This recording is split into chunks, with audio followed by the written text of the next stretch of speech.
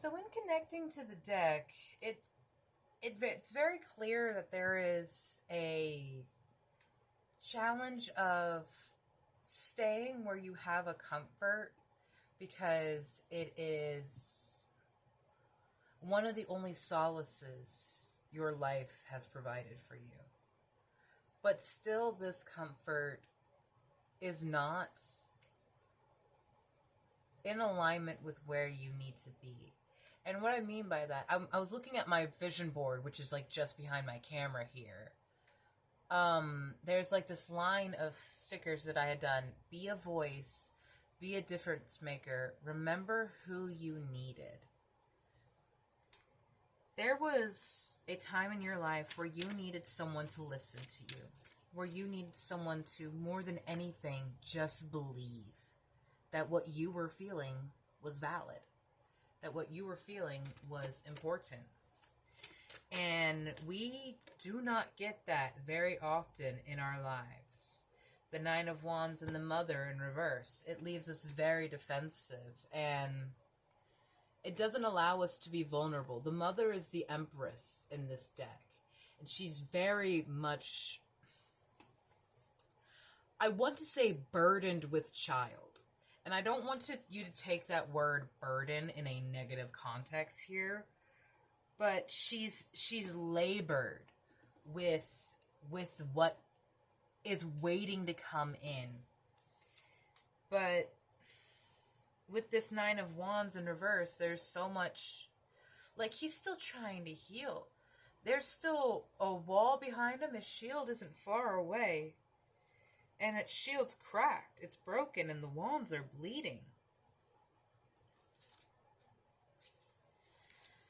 So there's been a sense of holding on to something because you don't feel like it's ready to be out there, outside of you. You don't feel like it is strong enough to survive outside of you. This is where a lot of postpartum depression comes from with mothers, is that they feel like they cannot protect their child because they had, and when you look at it energetically, it absolutely makes sense. They had this being inside of them for so long. Yes. They had this being inside of, they created it from nothing. Not only did they make the vessel, but they were the channel for the soul to enter the vessel of the child. Eight of Wands is coming out again, but what I want to point out is the Ten of Wands and Magician here. You have been so burdened by other people's quarreling, other people's tsunamis. Look at how high that water is. He feels like he is about to drown. He feels like he is about to just succumb. The Ten of Wands is a very burdensome card, but the Magician here is the pair with it. And so this is, my friends, the message of alchemization. What are you going to do? Because 10 Wands, that's a solid structure. You can build, you can weave them together, you can lattice them, you can make a protection with them.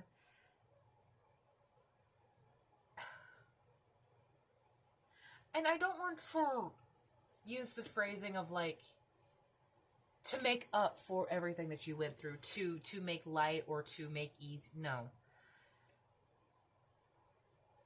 You carried those wands, picking them up one after one after one from your own passions, from your own ambitions and dreams. And slowly, they became heavier and heavier the longer you had to carry them, because it meant the longer that it went without manifestation, without actualization, and you felt like, have I been doing this for nothing? Have I fought and carried all of these, bled and wept all of those tears just to be washed away? And like even in the Mother here, how she's dropping the acorns into the stream. I have always seen that as bringing an opportunity somewhere you could never believe, like A Message in the Bottle, which is actually a great song. Charlotte X, I think.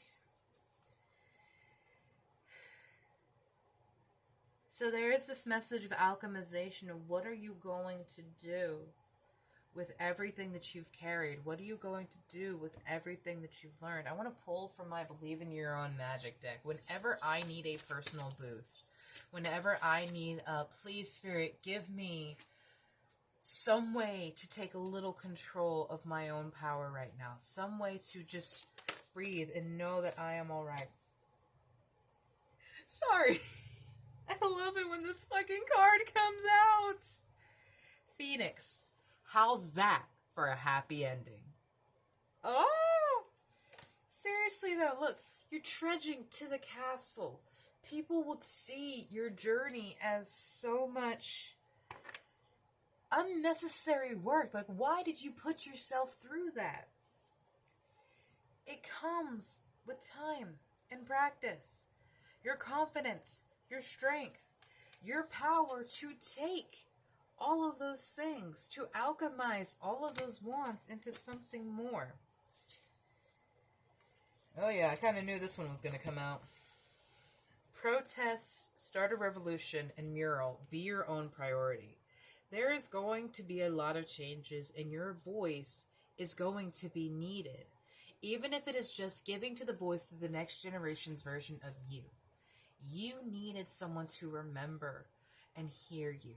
And now you're being given an opportunity to be that person, not just for yourself, but for someone else who needs it. But please remember, you be your first priority. This is the burning castle that comes from when you decide that this world is not what you need and you are going to start over, because what does a phoenix do? It starts from the fires. From the ashes, it is reborn. And even here, the sword's on fire. Even here, the sword is on fire. This is why I love this shit. This is why we do it. Spirit, please guide me. Meditation and contemplation in reverse. You have not been meditating. You have not been sitting down at the end of the day and just quieting yourself and listening. And again, I'm not judging you. I'm not blaming you. This goes back to that one habit that you have that, like, it's, you know it's not the best for you, but it makes you feel a little better in your daily life. It makes you feel a little lighter from the burden. Everything in moderation. I'm not saying you have to completely abandon whatever this is. I'm not saying you have to completely throw it out the window. But it currently has an imbalance on your energy that is taking away from where your passions are trying to lead. And that is not a burden you want to carry on. That is not one of the wands you want to carry on forward. That imbalance of work and play. I mean, trust me, Taurus, Virgo, Capricorn, Sun, Moon, Rising. When I work, I work. And when I play, I play. Communication is key. There has been a lack of communication. Bring love into the situation.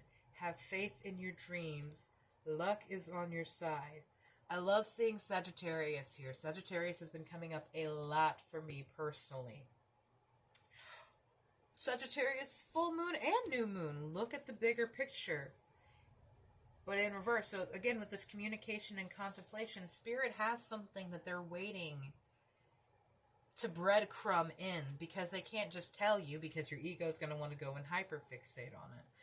And they can't just give it to you now because you're not in a place where you can make the most of it. And that's why some of these things have had to be carried for so much longer, because you can't just start building the structures of your house on the road 40 miles away from where you want to be. You have to carry it through to your destination. And sometimes that is a lot further than you initially thought. Okay, Spirit, there was a lot of this talk of someone else's energy being involved in this. Is there someone working against my collective here? What is their thoughts? What is their energy towards my collective? Okay, there's something stuck here, but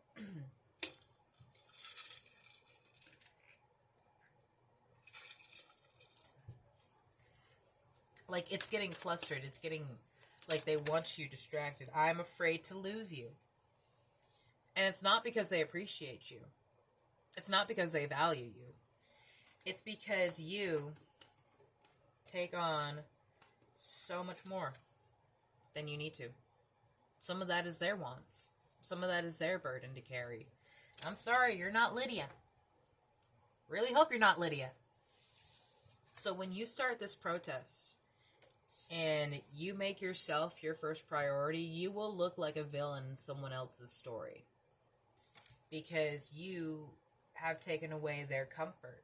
You have taken away their power. And you will feel momentarily powerless. You will feel momentarily, this is you.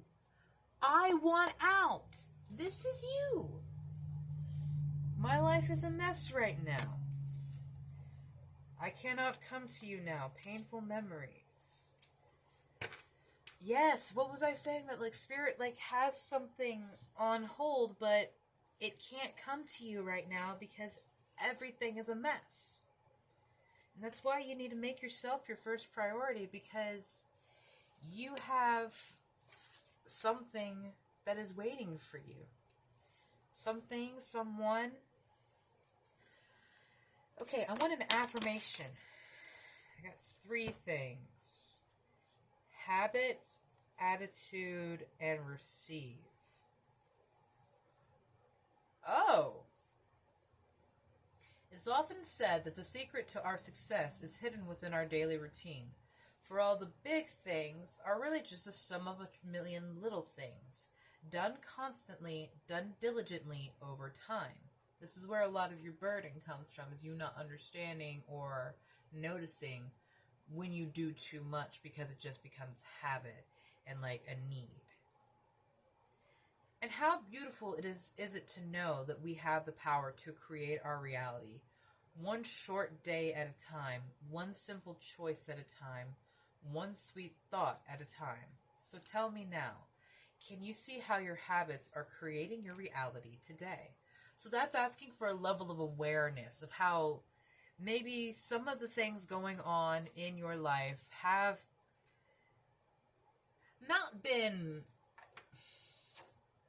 I'm not wanting to say that you have to blame yourself. Please do not blame yourself for the things in your life, but they can be a result of your actions or inactions.